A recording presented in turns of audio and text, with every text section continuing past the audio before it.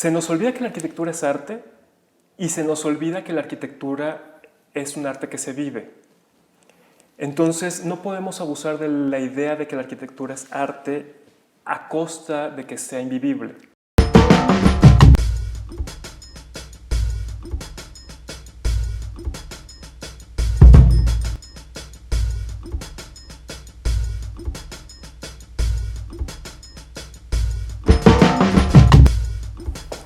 Hola amigos de Apócrifa, muy contenta de saludarles justamente desde este hermoso espacio en el corazón de la Ciudad de México. Madero número 74 es la calle. Los invito a que conozcan el MUMEDI, el Museo Mexicano del Diseño. Un espacio increíble de una integración arquitectónica espectacular. No se lo deben de perder. Vengan a conocer su cafetería, su restaurante, su tienda, su librería, sus salas de exposiciones y su hotel de reciente apertura. Y pues hoy muy contenta, sobre todo, además de estar aquí en el MUMEDI, de los reencuentros. Reencuentros con alguien a quien admiro, con quien respeto mucho desde hace muchos años. Y bueno, un amigo, no voy a decir un viejo amigo, sino un amigo de hace muchos años, Isaac Landeros, arquitecto tapatío, mexicano, orgullosamente mexicano, que radica desde hace 7 años, casi 8. Casi 8 ya. En Beijing. Así es. Muchas Isaac, gracias, Carla. Muchas gracias por aceptar nuestra invitación. Al contrario. Y pues bueno, contentísima de reencontrarte, de verte, de estar aquí contigo. Desde hace muchos años que teníamos que no nos veíamos. Sí. Y pues bueno, yo estoy bien emocionada de que hayas aceptado y agradecida principalmente de que hayas aceptado la invitación de platicar con nosotros y que nos digas todo acerca de Isaac Landeros, quién es, de dónde viene, cómo se dio la arquitectura. Bueno, en fin, empezamos por donde tú quieras. Platícanos, por favor, cómo llegaste a estudiar arquitectura. Bueno, primero muchísimas gracias, Carla. Me da muchísimo gusto verte después de tanto tiempo. Muy contentísimo de estar aquí, de haber podido coincidir, que no es fácil. Sí, no es fácil. Y bueno, te platico. ¿Cómo llegó a arquitectura? Voy a decir que fue algo muy sencillo para mí. Fue realmente como la opción más próxima que sentía y con la que sentía más empatía. Desde muy chico empecé a acercarme a la arquitectura, al diseño, a las artes, y para mí no fue complicado. El momento que tuve que decidir fue como la opción más lógica para mí. Tuve una experiencia previa antes de elegir la carrera en el 2001. Viajé a Europa por primera vez de mochilazo, porque me empeñé en hacerlo. Pero antes de entrar a la facultad. Tenía 17 años. Okay. Y estando en Europa a los 17 años, yo con mi mochila viajando solo, dije sí, esto es lo que quiero estudiar. Viendo los edificios, viendo la experiencia urbana, viendo las ciudades, viendo la riqueza cultural, la riqueza arquitectónica, me quedó clarísimo. Entonces regreso a México, justo ya a un año después tenía que hacer trámites para la carrera y me quedó muy claro que era arquitectura. Ok, ¿te fuiste solo? Me ¿Te fui fuiste solo a Europa? Dos meses empeñado. Empecé con la inquietud a los 15 años y el trato con mi madre fue, si tú empiezas a trabajar ya y tú te pagas la mitad de tu viaje, yo te pago la otra mitad.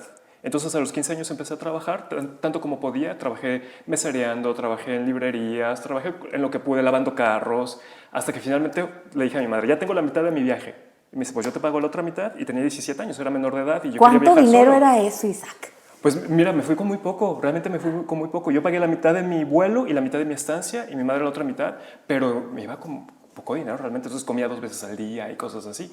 Pero me fui 2 meses yo solo. Mi pasaporte tenía que llevar un permiso especial porque era menor de edad, entonces estaba viajando como menor de edad solo en Europa. Pero fue una experiencia muy, muy interesante. ¿Qué ciudades conociste? ¿A dónde llegaste? Llegué Ciudad de México, Madrid, que era como lo más fácil para un chico que era la primera vez que salía del país solo además. Y Madrid fue muy sencillo, entonces eso me ayudó a primero aclimatarme a la experiencia de viajar solo. Y estuve en España unos días, luego estuve en Francia, en Italia, en Suiza, en Alemania, en Holanda y en Inglaterra. Ah, qué bueno, entonces regresaste. Oye, fue fue largo el recorrido. Sí, pero fueron muchos impactos muy interesantes, muy importantes, que me marcaron definitivamente para el resto de mi vida hasta este momento. Y también eso es lo que me impulsó a seguir moviéndome y no quedarme en Guadalajara nada más. Entonces, ¿estudias arquitectura? ¿En dónde estudias arquitectura? Estudié arquitectura en la Universidad de Guadalajara, en el CUAF, en la Barranca de Huentitán. Orgullosamente tapatío. Orgullosamente tapatío, sí. Y la experiencia de estudiar arquitectura en el Quad también fue muy interesante. La Barranca es un lugar increíble, es mágico. Todos los que estudiamos ahí creo que nos llevamos siempre como esas memorias con nosotros. Sí. Tuve maestros excelentes, compañeros excelentes, entonces fue una muy buena experiencia. Al último semestre, los últimos 2 semestres todavía estudiando, inicié a trabajar en un despacho en Guadalajara. Era una constructora y también diseñábamos. Pronto me hicieron el jefe del departamento de diseño, entonces a los 23 años que estaba terminando la carrera, ya tenía a cargo yo un grupo de diseñadores. Mi equipo de diseño empezamos 4 y terminamos siendo 16 a mi cargo, y ahí estuve trabajando durante 3 años, que esa fue mi primera experiencia laboral. ¿Y cuál fue alguna de las obras que tú recuerdes con más cariño, de esas primeras que se construyen? Porque bueno, como arquitecto de pronto diseñas alguna cosa y nunca, creo que de primera impresión o de primera intención, como que no te imaginas que un día se va a construir. Sí. Y cuando eso sucede, es una experiencia bien sui generis. Sí. ¿Tú qué sentiste? Mira, de hecho ese es uno de mis conflictos con la arquitectura. A pesar de que amo la arquitectura y amo ser arquitecto, en los tiempos que toma ejecutar algo y verlo ya en la realidad son tan largos que llega a ser desesperante. Sí. Y sobre todo cuando estás empezando, tú tienes la idea de que todo va a parecer rápido, que todo va a ser como por arte de magia y que todo va a estar ahí. Y pues te das cuenta que no, que toma muchísimo, que hay que pasar muchos procesos. Entonces, bueno, los primeros proyectos que ya veía yo construidos, tuvimos de diferentes escalas, porque construíamos de toda la tipología y de todos los tamaños. Entonces tuvimos desde residencial muy pequeñito hasta las Torres 360 Acueducto en Guadalajara. Sí. Las construimos nosotros, Villaverde Grupo Constructor. Entonces a mí me tocó muy de la mano ver todo el proceso de construcción de unas torres muy altas en ese momento en Guadalajara. Había y que además edificios. Por ahí alrededor estaba todo como todavía muy vacío. Muy vacío. Muy distinto como está hoy. Muy distinto como está hoy. Entonces, bueno, hicimos esta obra de Acueducto 360 y esa fue una experiencia muy interesante. No la diseñamos nosotros fuimos los constructores. Entonces, como construcción, esa fue una experiencia muy enriquecedora. Y como diseñador, te puedo decir que diseñamos un restaurante pequeñitito en la colonia Chapalita en Guadalajara, que por ya ahí desapareció. También tuviste un desarrollo habitacional, ¿no? Un fraccionamiento, un coto, algo así desarrollaron. Tuvimos fraccionamientos en Guadalajara, tuvimos algunos, en Puerto Vallarta tuvimos otros, en Morelia tuvimos otros, y algunos los diseñábamos nosotros y algunos eran encargos de construcción. Entonces había de las dos cosas. Pero ese proceso entre diseñar y construir también fue muy rico, porque no solamente era arquitecto de escritorio, sino que diseñábamos y pues teníamos que irnos a obra, claro, a ver que se ejecutara, y nosotros estábamos a cargo de que se ejecutara según lo diseñado. Entonces, claro, eso fue muy interesante, ese proceso. Sí, como jefe de proyecto en obra. Sí, así es. Sí, y entonces, ¿qué pasa cuando sales a la vida laboral y te empiezas a dar cuenta, como esto que comentas, de que no es como del papel inmediatamente al espacio como sí, tal físicamente? Aprendes que el concreto lleva sus 7, 14, 28, sí, y que hay que esperar. Sí. ¿Y en qué momento dices, ok, le atiné, esto sí es lo mío? ¿Y en qué momento decides el siguiente paso? A ver, a mí me quedó muy claro desde que estaba en la universidad que eso era lo mío. Uh-huh. Por lo que aprendía, cómo lo aprendía, cómo desarrollaba, y todo me encantaba. La teoría de la arquitectura, me encantaba las clases de composición, me encantaba la interacción con las otras ramas del diseño, no solamente con arquitectura, porque tuvimos también la fortuna de convivir con diseñadores industriales, diseñadores gráficos, diseño de modas, luego se implementó diseño de interiores. Entonces esa convivencia también era muy enriquecedora. Entonces para mí desde el principio quedó muy claro que eso era lo que tenía que hacer. Sí. Y siempre me he propuesto a no solamente enfrascarme en arquitectura como tal, sino en la rama general del diseño. Entonces también he incursionado en otras ramas de diseño porque me parece que es muchísimo más rica la experiencia. En cuanto a los procesos, ya una vez que sales de la universidad y te das cuenta que las cosas no suceden por arte de magia, tienes que aprender a ser flexible y te das cuenta que todo lleva ciertos tiempos y que todo tiene ciertos modos. Y en la medida en la que seas capaz de ser flexible ante esos procesos sin que te cause frustración, es en la medida en la que puedes realmente ir concretando y ejecutando los proyectos. Porque los clientes tienen una forma de ver, las restricciones y el gobierno tiene otra forma de ver, las posibilidades económicas son otras. Entonces, tienes que ser lo suficientemente flexible para poder entender todo eso y traducirlo en procesos que se ejecuten al fin y al cabo. Y entonces esto en algún momento detonó el que Isaac, quién sabe cómo, se subió a un avión un día y fue a Beijing.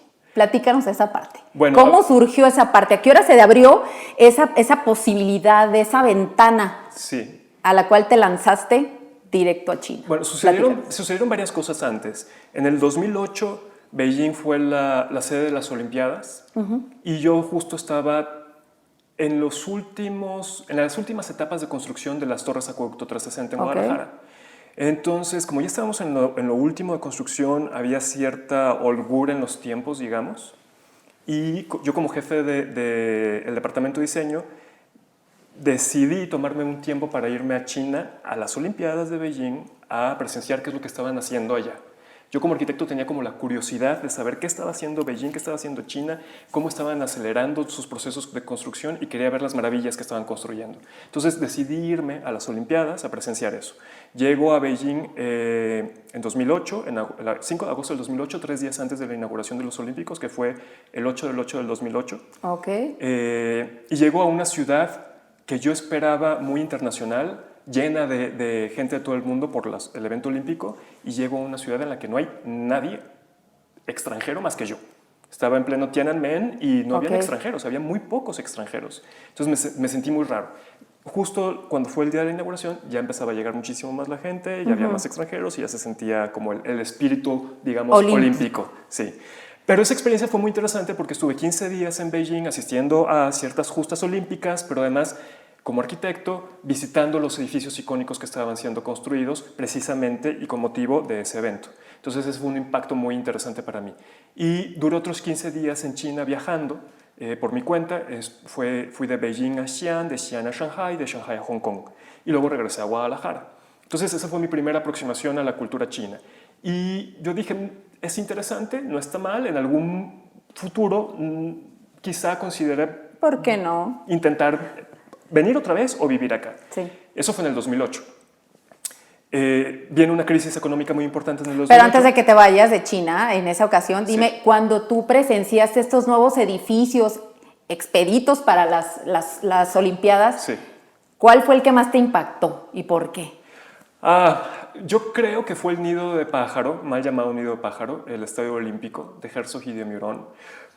Y con la mano de un artista reconocido a nivel internacional. Y con la mano de Ai Weiwei, porque hicieron colaboración juntos. Es muy interesante la historia del nido de pájaro, porque Ai Weiwei le sugiere a Herzog y de Meuron tomar en cuenta una técnica tradicional de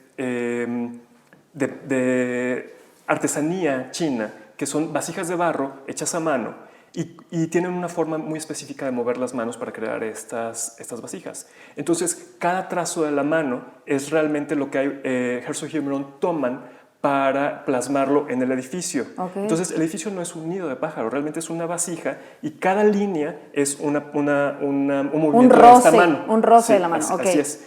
Pero, por su forma, el público chino le da el mote de nido de pájaro y por eso se conoce como nido de pájaro, pero no era la intención original. De hecho, ganan el concurso precisamente por esta integración de la cultura china a un edificio realizado por arquitectos occidentales. Entonces fue una muy buena colaboración entre Ai Weiwei y Herzog de Meuron, y luego el público le puso otro nombre. Pero fue uno de los lugares que más me impactó porque fue muy difícil entrar durante los Olímpicos, todo estaba vendido. Por azares del destino conseguí un boleto para la final de atletismo, que fue cuando Usain Bolt gana con muchísimo margen. Entonces yo estuve en el estadio cuando fue la final del atletismo para hombres. Increíble, qué emoción. Entonces ver el estadio lleno con la hazaña de Usain Bolt, con todo el entorno en Olímpicos, fue muy impresionante. Entonces el edificio per se es muy impresionante, pero estar en ese momento, en ese evento, pues tengo como muy, muy buenas memorias de eso. Claro, genial. Entonces, después de esa primera experiencia, que conoces estos edificios de primera mano, te decides y te vas. Me decías, se vino una crisis económica. Regreso a México en el 2008. Es la crisis económica inmobiliaria que sucede en Estados Unidos y nos pega evidentemente a todo el mundo.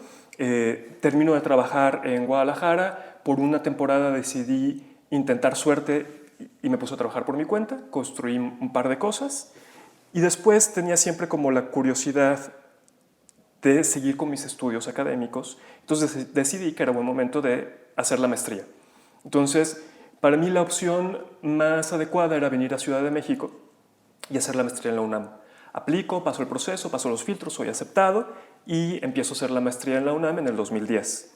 Maestría en diseño arquitectónico, que también fue un proceso que disfruté muchísimo, con maestros excelentes que ahora se han convertido en muy buenos amigos, que tenemos proyectos juntos, que me han ayudado en mi carrera académica desde entonces. Y justo ahí, un exalumno de la maestría solicitó gente que estuviera interesada para hacer prácticas profesionales en Beijing. Genial. Y entonces el director de la maestría en ese entonces, Alejandro Cabeza, sabía ya de mi experiencia previa en China y me ofrece inmediatamente la opción. Y el primer contacto profesional, ¿qué pasa con el idioma? Mira, afortunadamente, como era un egresado de la maestría en la UNAM, mi jefe era un mexicano que ya tenía tiempo viviendo allá. Entonces, con él me comunicaba en español, Sí. con el resto del equipo me comunicaba en inglés y poco antes de irme decidí empezar a estudiar mandarín para llegar con los básicos.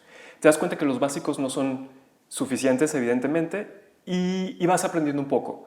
Pero bueno, esa primera experiencia lo mezclaba entre inglés y lo poco de mandarín que sabía y con eso era suficiente para más o menos ir librando el día a día. Al final de cuentas, arquitecto se comunicaba a través de la línea. Sí, bueno, una anécdota muy curiosa que me pasó en el 2008 estando por primera vez en Beijing. Yo tenía que llegar precisamente al Nido de Pájaro para este evento de atletismo y tenía que decirle al taxista que me llevara al Nido de Pájaro, pero yo no podía, el taxista no hablaba nada de inglés, yo no hablaba nada de mandarín, tenía que explicarle que me llevara al Nido de Pájaro y era con urgencia porque el evento ya iba a empezar. ¿Qué hiciste? Empezaste a letear. Le dibujé el estadio. Le hice un boceto del estadio. ¡Ah, qué bien! Se lo mostré, soltó una carcajada el taxista Claro. y le dijo, súbete, yo te llevo. Yo te llevo. Genial. Y fue buenísimo. Y a partir de ahí, en otros lugares, en esa vez, en el 2008, lo volví a repetir. Ya les dibujaba las cosas, les causaba muchísima gracia y ya, me entendían perfecto. Entonces, también aprendí que hay 1000 otras formas de comunicarse que no son necesariamente verbales y que la gente generalmente va a tratar de entenderte si tú también estás haciendo el esfuerzo. Pero además entonces estamos entendiendo que ya sabemos que el arte también es un lenguaje. Completamente. El arte, y un la lenguaje que arquitectura. trasciende. Claro. Sí, sí. Entonces entendemos que a través de la arquitectura también se puede comunicar la gente. Así es. Y eso es también un poco en mi teoría académica, eso es lo que creo que sucede con las ciudades. Las ciudades van creando un idioma, una gramática, una sintaxis que está expuesta siempre a sus habitantes. Claro. Y que los habitantes inconscientemente van asimilando ese lenguaje y ese lenguaje influye en nuestras acciones, en nuestras actitudes, en nuestra forma de proceder y de relacionarnos. Finalmente, la ciudad misma se convierte en un lenguaje que está afectándonos sin que nosotros lo notemos. Entonces tú llegas a Beijing, digo, estamos hablando de una ciudad de casi la misma cantidad de habitantes, si no es que un poquito más que la Ciudad de México. Sí. Estamos hablando de 21 y pico de millones de habitantes. Sí. Además, una ciudad con edificios emblemáticos, históricos, digo, la ciudad perdida, estamos hablando de una ciudad de más de 3000 años de historia, sí. Una ciudad de espacios tan importantes como este plazo, ¿cómo se llama? Sí, Tiananmen, sí. Que son, pues, ¿qué estamos hablando? 440 y pico mil de metros cuadrados, caray. Sí. Entonces, ¿cómo se siente Isaac la persona? O sea, Isaac... Sí. En esa ciudad con todo ese entorno, tú como Isaac solo, mexicano, que traes tú una educación, una cultura, una cosmovisión, una perspectiva de la vida y de pronto verse rodeado, deja tú de chinos, simplemente tomado así como puesto en otro lugar diametralmente opuesto del otro lugar del mundo de donde tú eres. ¿Cómo te sentiste? Bueno, mira, hubo varias cosas que me prepararon para esa experiencia. Desde muy chico empecé a viajar, estuve expuesto a muchos entornos distintos y el haber estado en Ciudad de México durante 3 años haciendo mi maestría me preparó para estar en esa otra experiencia y en esa otra ciudad. Porque, bien lo dices, a pesar de que están muy distantes geográficamente, y culturalmente hablando, tienen características que son similares, Beijing y Ciudad de México. Empezando por los 20 y pico millones de habitantes. Y el tráfico y la Sí. contaminación y espacios tan impresionantes como lo son el Zócalo en Ciudad de México o Tiananmen en Beijing. Ciudad de México es una ciudad que tiene una historia riquísima, que se va superponiendo, que vas encontrando esas capas que al principio, porque yo no soy de Ciudad de México, también te cuesta integrarte y entender la dinámica de la ciudad, pero Sí, una vez claro. que la entiendes y que te integras, la empiezas a descubrir. Y lo mismo pasa con Beijing. No llegué asustado a Beijing por mi experiencia en Ciudad de México, fue algo como muy natural. Sin embargo, empiezas a entender las dinámicas que son distintas de esa ciudad. Y por ejemplo, en el caso de Beijing sucede que es una ciudad, y es muy curioso, pero Alex Camprubí, que fue mi primer jefe, que es el que me lleva originalmente a hacer las prácticas profesionales, me lo explicaba muy sencillo. Mira, Beijing es como una cebolla. Tienes que ir descubriendo las capas y mientras más te metas a esas capas, más vas a entender la Qué ciudad. padre analogía. Y funciona así. Sí. Beijing no es una ciudad evidente, no es una ciudad de escaparate. Shanghai sí, Shanghai está expuesta. Es bienvenido y es una ciudad cosmopolita y todo lo que hay en la ciudad lo puedes ver. Beijing tienes que ir descubriéndola poco a poco y tienes que irte adentrando a esas capas. En la medida que seas capaz de ir adentrándote a esas capas, puedes entender con más facilidad cómo funciona y por qué funciona de esa manera. Porque no deja de ser además, pues de que es la capital, en el sentido de que es no solamente una capital geográfica, es una No. capital política, social, cultural, Sí. y ahora sí que guarda muchas sorpresas. Sí, y precisamente como es la capital de China y es una capital antigua, es una de las capitales antiguas del mundo. Sí. Es una ciudad muy compleja en muchos sentidos. Y ahora, en el momento geopolítico en el que está China, también es un punto estratégico. Entonces, el gobierno es muy cuidadoso con la ciudad, hay muchas restricciones, hay mucha vigilancia, es una ciudad muy marcial, que también la convierte en una ciudad hasta cierto punto rígida, tanto para la gente que es originaria de ahí como para los que llegamos a vivir en ella. Entonces también tienes que aprender a vivir con esta dinámica en la que la política siempre está presente, hay ciertas restricciones, no puedes ser tan abierto ni tan flexible como lo es, por ejemplo, Ciudad de México, tan azaroso, ahí todo funciona más controlado, más en sus tiempos, en sus maneras, y también te tienes que adaptar a estos procesos. Sí, de pronto no puedes tomarte las ligerezas de opinión que de pronto tenemos No.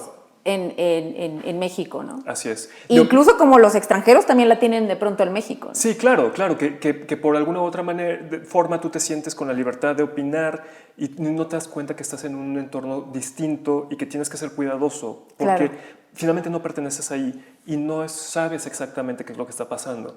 Y eso es lo que nos pasa mucho a los extranjeros, que traemos el chip de donde venimos y tendemos a comparar con mucha facilidad. Y esa es una de las grandes frustraciones de vivir en un país, y en el caso de China pasa muy comúnmente. Los primeros 2 años yo me la pasaba comparando China con México, comparando China con otros lugares, y eso me causaba mucha frustración, hasta que llegó un momento en que yo mismo, reflejado también en los otros extranjeros, me di cuenta que no era el camino. Y si quieres realmente disfrutar la experiencia, deja de comparar. México es México, México China es México, China es China, y China funciona así porque así funciona.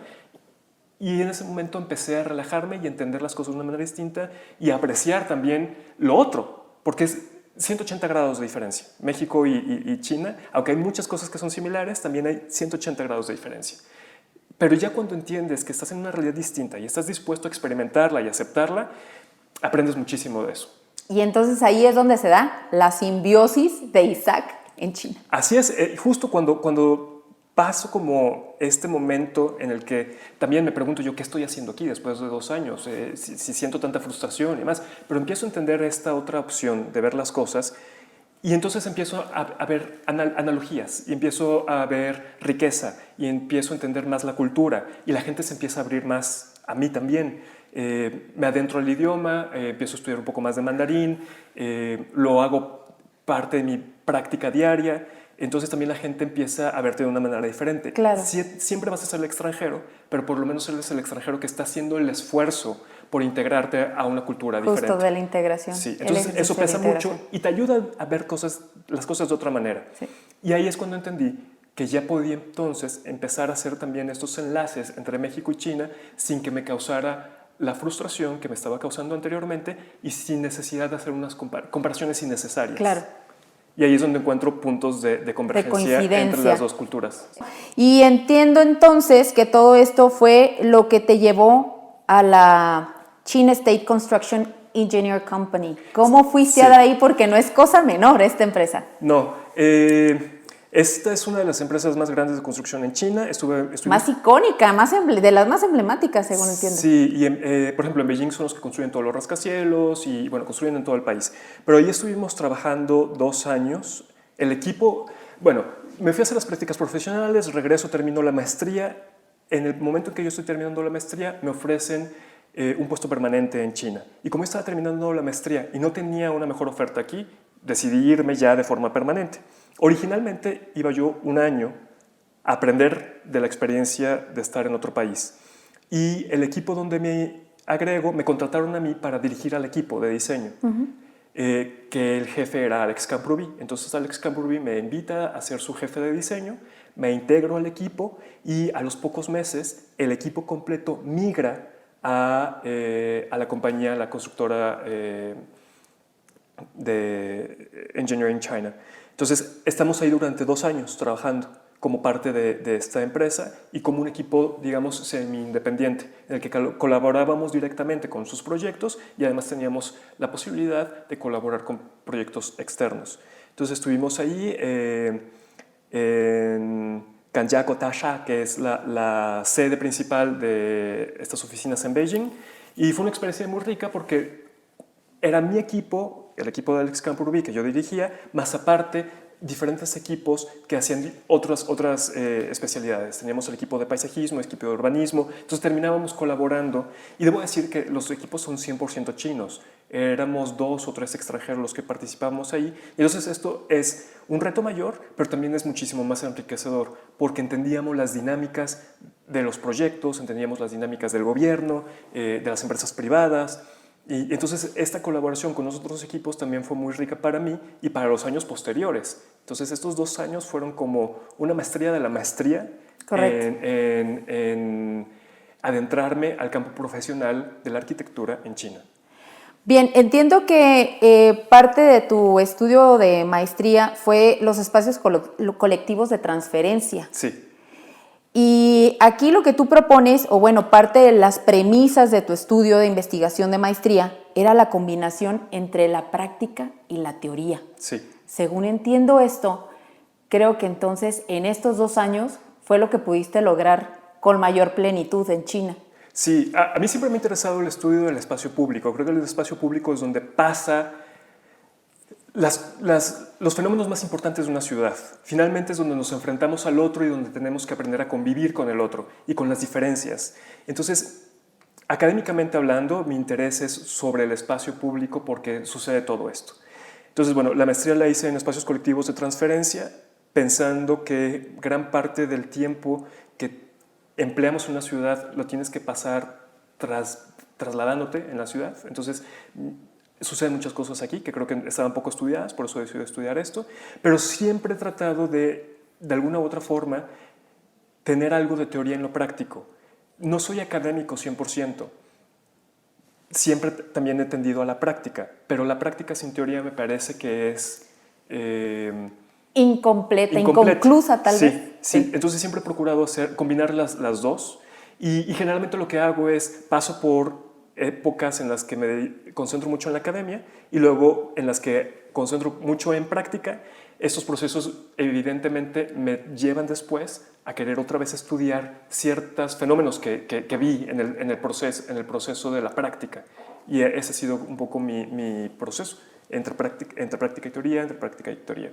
Siempre muy inquieto, Isaac, y entonces entiendo que pudiste combinar entre la práctica y la teoría esta ramificación de la que hablábamos inicialmente, de la que te nutriste en la escuela, que era la arquitectura, el urbanismo, el paisajismo y el diseño gráfico. Platícanos de algún proyecto en especial en el que hayas podido combinar todo esto. Bueno, hay una cosa muy interesante que fue pasando al mismo tiempo al que llegué a China. Empecé como arquitecto, pero muy pronto me acerqué a la Embajada de México. Y por cuestiones de coincidencias en proyectos, empecé a colaborar con la Embajada de México en también sus proyectos culturales.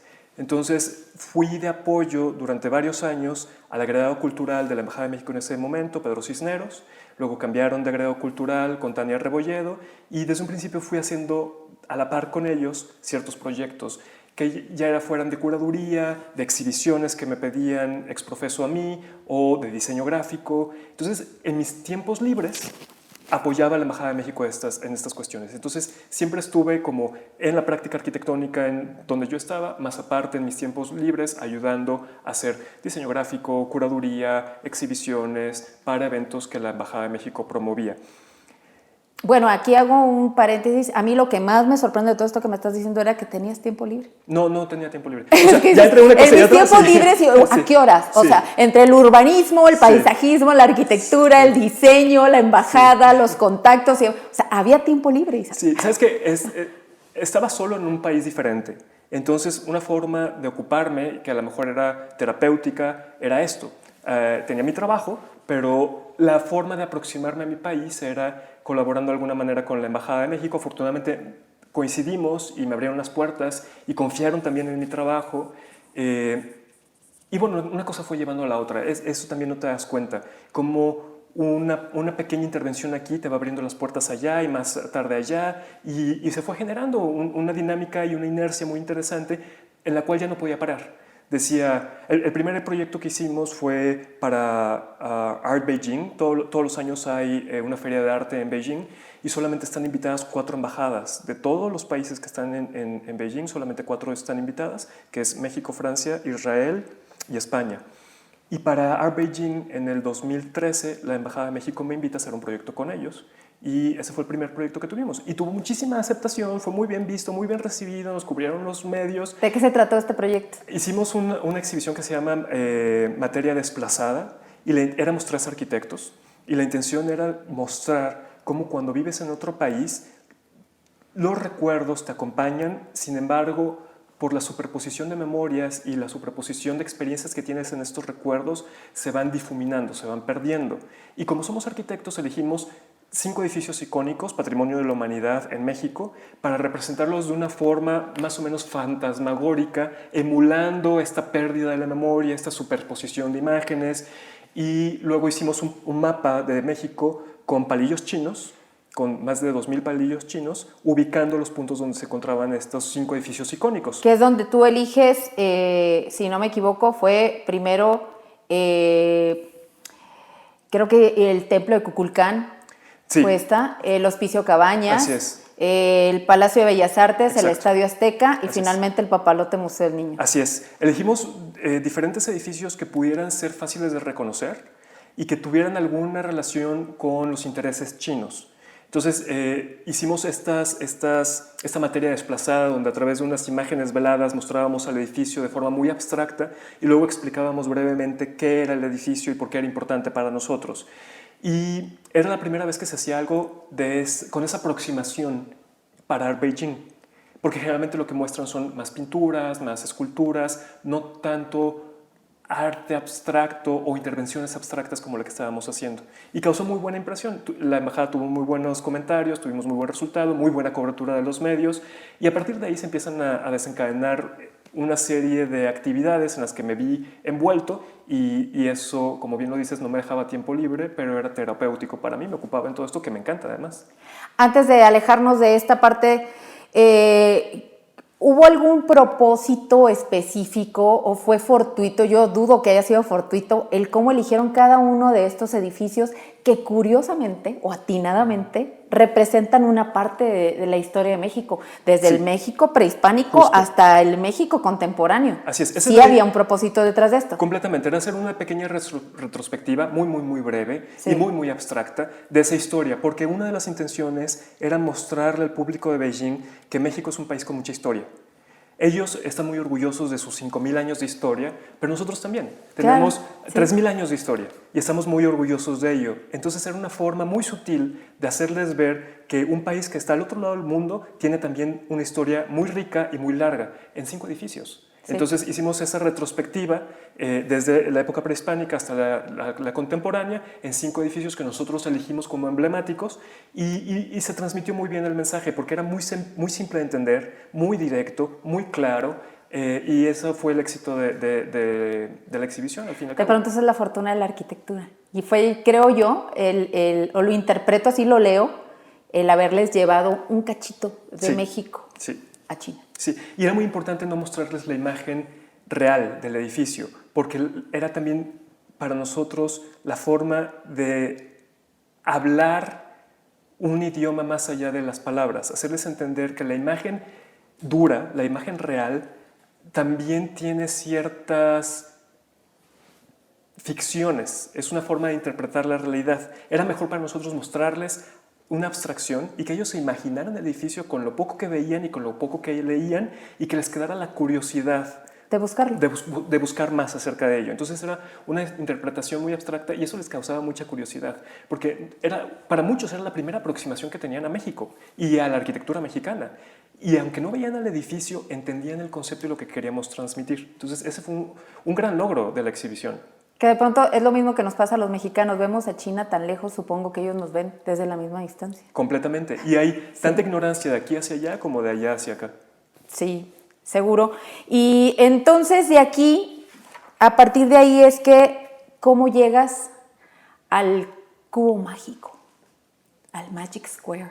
Magic Square, termino mi periodo de trabajo en CG, que es el equipo de diseño donde estaba trabajando en ese momento, y buscando otras opciones y otras alternativas. Justo estaba en la fase crítica en la que estaba un poco frustrado, decidiendo si 2 años después de haber empezado a vivir allá, si ya era suficiente la experiencia, si era mejor cambiar de ciudad e irme a Shanghai o si me tenía que regresar a México. Entonces empecé a buscar otras alternativas y una ex compañera que estuvo trabajando conmigo en el equipo de diseño me invita a trabajar a Magic Square. Magic Square es una empresa que tiene poco tiempo. Tenían ellos 2 años de haber iniciado, muy pequeña, pero con una propuesta diferente a lo que se estaba haciendo ahí. Y el jefe, que es Lao Wu, y yo hicimos clic muy rápido. Entendimos muy bien como su filosofía de lo que quería hacer y como mis capacidades de diseño. Entonces empatamos muy bien. Y en el 2015 empiezo a trabajar con ellos. En mayo del 2015 empezó a trabajar con ellos. Con proyectos muy interesantes porque lo que se dedica a hacer esta oficina es proyectos de turismo a nivel regional. Entonces, hacen planes maestros de dimensiones muy variables y generalmente muy grandes y luego hacemos el análisis necesario para poder movilizar nuevos flujos de turismo en ciertas zonas y lo escalamos hasta llegar al objeto arquitectónico, que es ahí donde entro yo. Entonces, hacemos del análisis de lo mayor a lo menor y finalmente llegamos a la concreción del proyecto arquitectónico. Y ahí he trabajado desde entonces. Bueno, y además de que no dejas de lado el tema de las intervenciones o las participaciones, colaboraciones, vamos a llamarlo así, con la Embajada Mexicana en China. Sí, desde un principio, cuando empecé a trabajar en Magic Square, les dije que yo soy muy comprometido con mi trabajo, entrego al 100% todo lo que hago, cuando lo hago, donde lo hago, soy muy comprometido, pero que también tengo otros compromisos porque ya tenía una historia con la Embajada de México y que eventualmente los apoyaba, hacía colaboraciones y demás. Y ellos me dieron también carta abierta, ningún problema, cuando necesites colaborar con la Embajada, nada más nos dices y vemos cómo lo resolvemos. Entonces, siempre fui haciendo las dos cosas. Y así es como llegaste entonces a trabajar para la feria.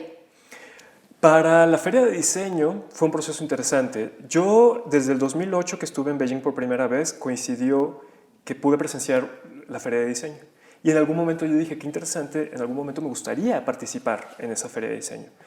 Entonces, desde que llegué a vivir a China ya de forma permanente, lo estuve buscando año con año. Cómo acercarme a la feria, cómo entrar, qué exhibir.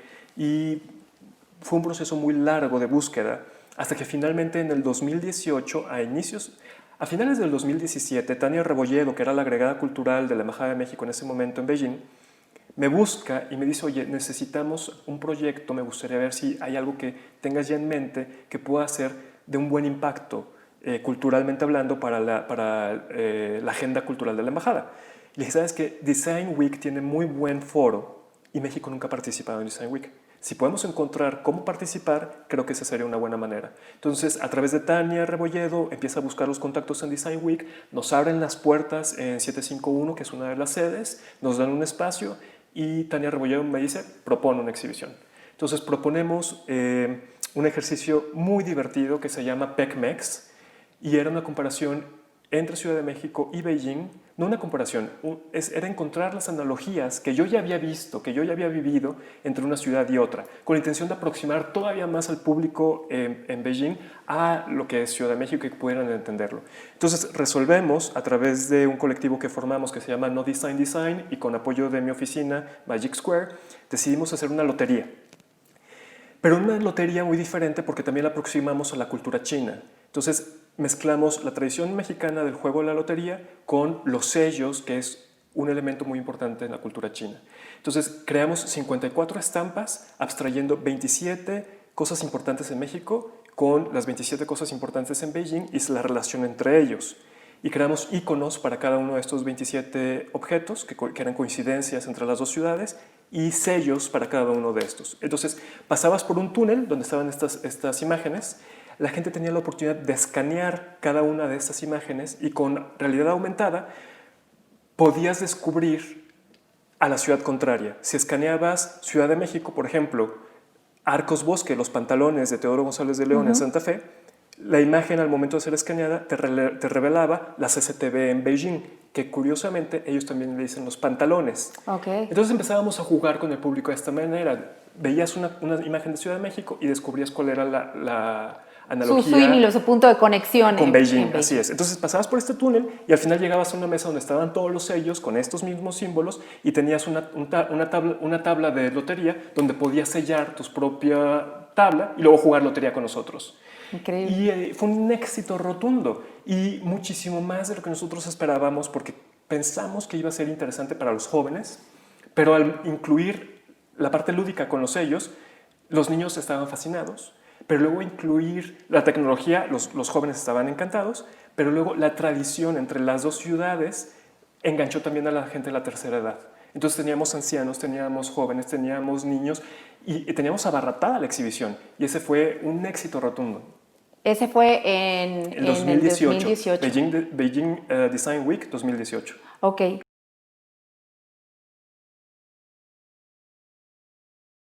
Platícanos de qué se trató este proyecto, porque tuvo muchas vertientes, hubo arquitectura, creo también este concepto que de pronto para muchos es nuevo, como tal, la neoartesanía, sí. El diseño urbano integrado por paisajismo, por mobiliario, por todo esto. Platícanos un poquito de esta exposición. Bueno, afortunadamente me dieron toda la libertad de proponer cómo abordar la exhibición que iba a representar la Ciudad de México.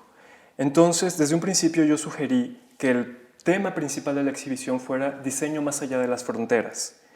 Es un tema un poco político y iba un poco también orientado hacia eso, a que fuera un poco político. Estábamos en México todavía con la conversación de los muros que iban a construirse entre la frontera norte con Estados Unidos. En China se tenía mucho conocimiento de este percance, de que pudiera existir la posibilidad de ese muro. Entonces yo quería transmitir la idea de que a través del diseño podemos romper esas fronteras. No importa que las construyan, a través del diseño volvemos a lo mismo, es un lenguaje diferente que puede ser bien recibido y bien entendido sin importar la cultura. Entonces el tema principal fue diseño más allá, diseño sin fronteras. Y de diseño sin fronteras hicimos subtemas para poder abordar en un modo muy general todas las ramas del diseño. También mi intención era mostrar un poco de todo el quehacer de producción de diseño en México, que es muy rica. Sí. Entonces, por primera vez, y porque fue algo que me pareció que era importante hacer, Beijing Design Week, a través de una propuesta que les hago, decidimos hacer una convocatoria abierta. Entonces, en marzo del año pasado se hizo una convocatoria abierta, se difundió aquí en México a través del MUMEDI, de la UNAM, de diferentes instancias. México Design nos ayudó a hacer difusión de esta convocatoria abierta a cualquier diseñador, no solamente de Ciudad de México, sino de México como país, que quisiera participar en Beijing Design Week. Nos llegaron más de 50 propuestas, que fue muy bueno y fue una sorpresa para mí. Y sobre eso nos sentamos, la dirección de Beijing Design Week, junto con la Embajada de México, a hacer una selección de qué se iba a mostrar. Y entre ellos hicimos muestras de arquitectura, de diseño industrial, pero no solamente eso, invitamos danza contemporánea a equipos como Nobords en danza contemporánea, Ismael Rodríguez en neoartesanía, Andrés Lima, Liliano Valle, que es una diseñadora industrial que radica en Londres desde hace mucho tiempo, pero que tiene piezas increíbles, inspiradas en la vida diaria de la Ciudad de México. La Facultad de Arquitectura de la UNAM se unió con una exhibición de espacio público y piezas de espacio público que han diseñado a lo largo de la historia. Tuvimos un seminario de arquitectura mexicana en la Universidad de CAFA, donde participaron productora de arquitectura mexicana, MMX, TO, Palma. Fue un evento muy rico en el que tuvimos la mayor presencia de diseñadores en la historia de Beijing Design Week, de diseñadores extranjeros invitados por una ciudad sede para la Beijing Design Week, y fuimos también la exhibición con más sedes. Tuvimos 6 sedes diferentes y fue un evento muy grande que también fue muy bien recibido por todo el mundo. Igual de agotador y enriquecedor. Más agotador y más enriquecedor, sí. Y además, a través de esto, luego nos invitan a los 2 meses a hacer una selección muy breve de lo que habíamos presentado en Beijing para llevarlo a la Semana de Diseño de Suyo. Entonces, ya teníamos todo listo, tomamos una sección de esta exhibición y la movemos a la Semana de Diseño en Suyo, que fue a finales de octubre.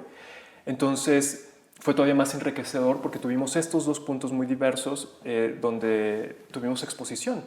Y finalmente eso hace que la gente en China se vaya acercando cada vez más y se vaya interesando cada vez más en lo que pasa en este lado del planeta. Sabemos que próximamente regresas tú a China. ¿Y qué es lo que sigue? ¿Qué es lo que sigue? En este momento, a pesar de la pandemia, ha habido un par de buenas sorpresas. Empezaron a construir 2 edificios que diseñé. Justo llego a México de vacaciones en enero. A los 2 días que llego a México cierran las fronteras en China por la situación sanitaria y no me puedo regresar. Entonces, el último proyecto que estaba haciendo allá lo termino aquí. Okay. En marzo terminé ese proyecto y lo empiezan a construir en julio. Me avisan. ¿Ese es el Extreme Sports Center o el Island Tourist Center? El centro de turismo. Okay. Estamos construyendo un centro de turismo. Estamos construyendo, precisamente como nos dedicamos a hacer planes maestros de reactivación turística, estamos haciendo un centro turístico en esta zona, más aparte otros edificios que apoyan a esto. Que son 9,000 metros cuadrados, ¿no? El centro de turismo son 9,000 metros cuadrados. Lo terminé aquí en marzo del proyecto y lo mando a China, lo mando a Beijing con todo el equipo para que continúen con los detalles y los estructurales y demás. Y en junio me dan la buena noticia de que ya van a empezar a construir. Así me avisan, se están poniendo la primera piedra y ya van a empezar. Y eso fue en junio. Para agosto me mandan imágenes del avance de obra y me dicen, están trabajando 24 horas al día y esos son los avances de obra. Y ya tenían levantado la mitad del edificio. Fue muy impactante.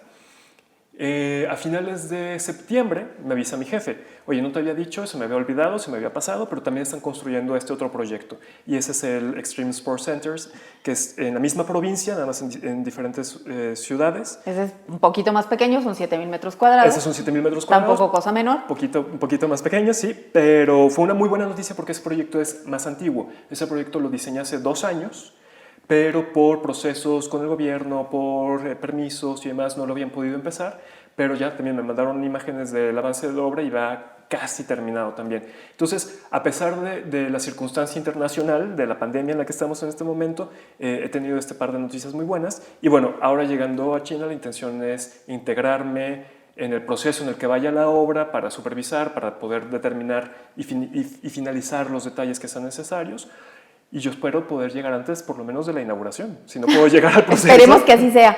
Sí. Sin embargo, yo tengo un par de dudas. En el caso de, en ambos ejercicios, de estos que se están construyendo, están en una provincia de Jiangsu. En la provincia de Jiangsu. De Jiangsu. Jiangsu es la provincia donde se encuentra Shanghai.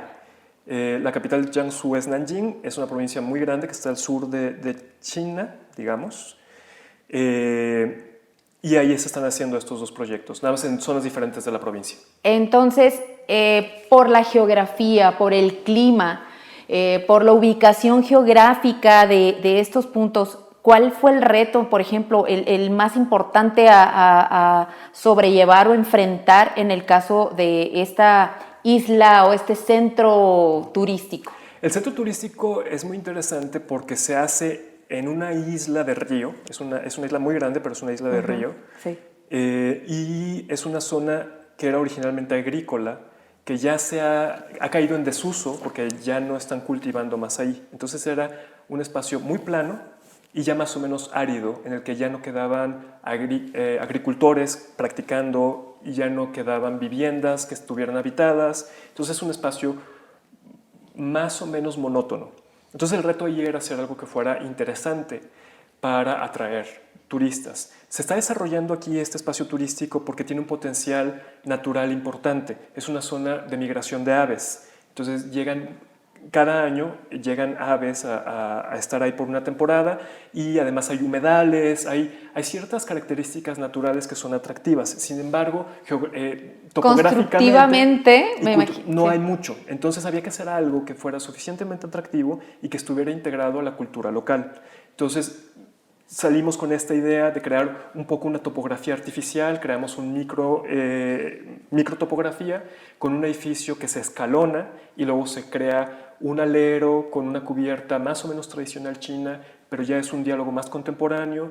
Tenemos un lago que está culminando en este espacio. Entonces la intención es generar trayectos en una topografía inexistente causada por este edificio que estamos integrando. Entonces la intención es que se creen recorridos a través de este edificio para que se vaya descubriendo un espacio que de otra forma sería evidente porque no hay topografía natural que te permita ir explorando el espacio. Entonces, y esta misma topografía, perdón, este mismo tipo de la tierra, la geografía del lugar, ¿de alguna manera les ayudó a poder lograr todo esto o fue por el contrario alguna complicación?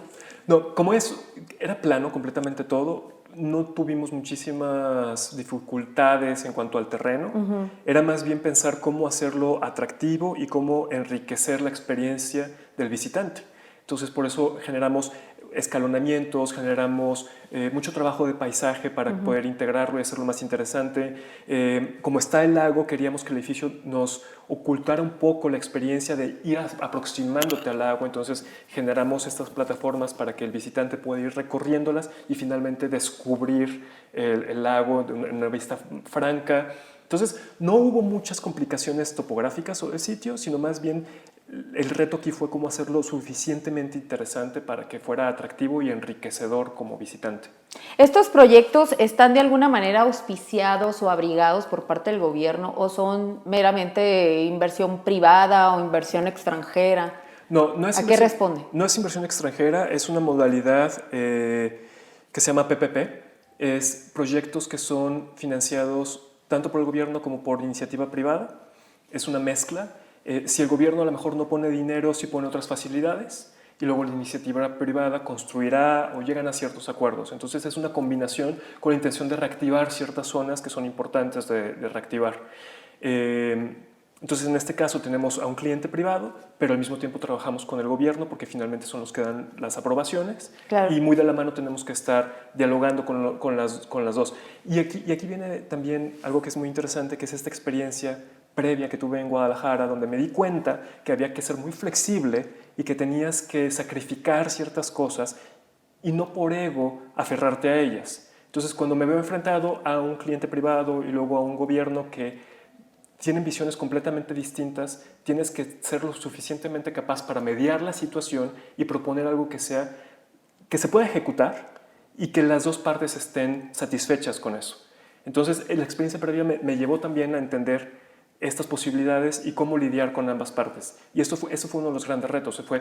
A pesar de que fue un proyecto que parece ser que se ejecuta muy rápido, tuvimos que trabajar muchísimo y muchísimas versiones para que tanto la compañía privada estuviera contenta como el gobierno estuviera satisfecho con lo que se estaba haciendo. Más flexibilidad, menos fractura. Así es.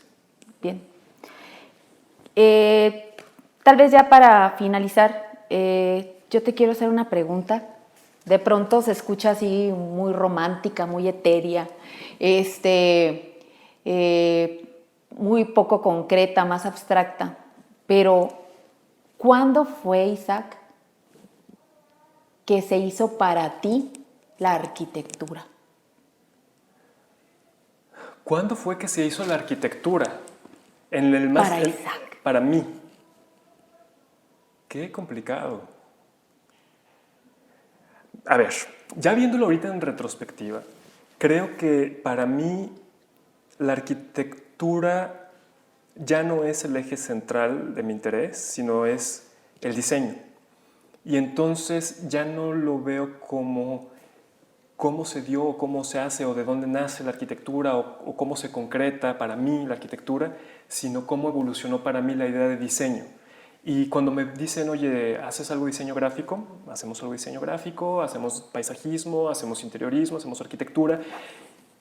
Y no quiero decir con esto que sea bueno en todas las ramas, no. Es más bien encontrar los puntos de colaboración con todas las ramas para poder lograr los objetivos que se están necesitando para determinado proyecto. Entonces, para mí, más que la arquitectura en este momento es la experiencia de diseño en general, en la forma más amplia de pensar en diseño y cómo lograr comunicarse a través del diseño. Por allí leí algún texto tuyo, que alguna vez, una colaboración tuya para la UNAM. Y después de leer todo esto, refrescaste en mí una idea que de pronto no nada más a los arquitectos se nos olvida, sino también a los que vivimos la arquitectura, el espacio.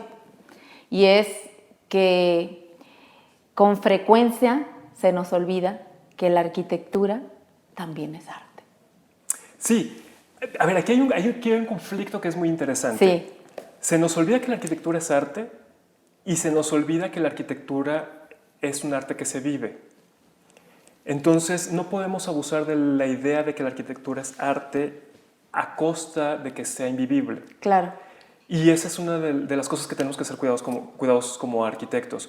Y finalmente también es una cosa que como investigador y como académico tenemos que tener cierto cuidado, porque idealizamos mucho lo que es la arquitectura, idealizamos mucho lo que es la ciudad y se nos olvida que la ciudad se sufre, la ciudad se vive, la ciudad no se conceptualiza ni se hace en academia, la ciudad es la que todos los días la gente vive a ras de suelo y tenemos que ser muy empáticos con eso y tratar de elevar la arquitectura lo más que se pueda y equilibrarla en el sentido de arquitectura, funcionalidad, necesidad, realidad económica, cultural. Entonces es complejo, pero sí, con mucha frecuencia se nos olvida tanto que la arquitectura es arte como que la arquitectura es un espacio para ser habitado.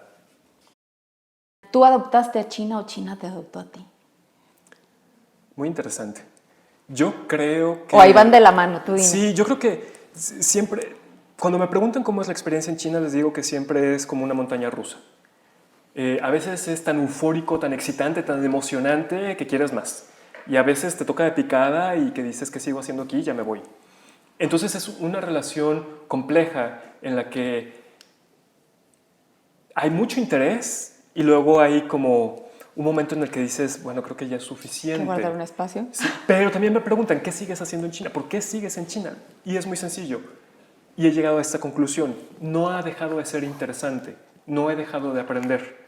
En el momento que deje de ser interesante o en el momento que deje de aprender, entonces voy a tener claro que es el momento de moverme. Pero hasta ahora no he dejado de hacer ninguna de las dos cosas. Y por eso es que sigo en China. Entonces, si yo adopté a China o China me adoptó a mí, yo creo que ha sido medio simbiótico. Sí. Mutuo. Mutuo, sí. Muy bien. Sí. Pues yo creo que sí, porque ya no sé si eres Isaac Landeros o eres Lan Yiwen. Lan Yiwen. Lan Yiwen. Lan Yiwen. Lan Yiwen es mi nombre chino. Es una tradición. Los chinos adquieren nombres occidentales y a los occidentales nos bautizan con nombres chinos. Okay. Generalmente el nombre chino te lo ponen... Hay dos formas. Uno es fonética. Literalmente, como se escucha tu nombre, encuentran una forma de adaptar fonéticamente tu nombre a caracteres chinos. Esta es una opción. O la otra es por tus características y generalmente te lo da alguien que sea próximo a ti, tu jefe, tus compañeros de trabajo, tus amigos, y en mi caso fueron mis compañeros de trabajo quienes me bautizan y mi jefe. Tiene entonces un significado. Sí, claro, Lan y Wen se deriva de mi nombre y un poco de mi personalidad. Mi apellido es Landeros, entonces Lan es las primeras letras de mi apellido, Sí. Landeros, pero Lan en chino quiere decir azul. Y viene de Isaac, entonces Lan y es azul, y en chino quiere decir arte, arte azul. Y Wen es una partícula que la pusieron como para redondear un poco la idea, que quiere decir cultura. Mi nombre chino traducido literalmente quiere decir arte y cultura azul. Excelente. Sí. Genial. Pero viene de mi nombre y de un poco de mi personalidad. Coincidentemente. Sí. No sé si quieres agregar algo. No, bueno, yo encantado de ahora estar aquí en México. Digo, por circunstancias azarosas he tenido que estar aquí ya 9 meses. Que después de 7 años de estar fuera del país, esta es la primera vez que estoy durante un periodo mucho más largo, entonces también ha sido refrescante. Al mismo tiempo, el estar afuera te da distancia crítica, entonces te entiendes México de una manera también distinta. Y bueno, contento de poder estar aquí, de estar en mi país, de estar con mi gente, de estar en este momento en el lugar donde me siento también querido y preparándome para volver a China y continuar. Para continuar. Así Excelente. Isaac, me dio, o Lan Yiwen, Sí. me dio muchísimo gusto encontrarte, reencontrarte después, como decíamos al principio, Después de tanto tiempo. Sí. Y verte que estás bien, exitoso, virtuoso, luminoso. Y Muchas bueno, gracias. aquí me podría pasar toda la tarde chuleándote. Muchas gracias. Muchas gracias.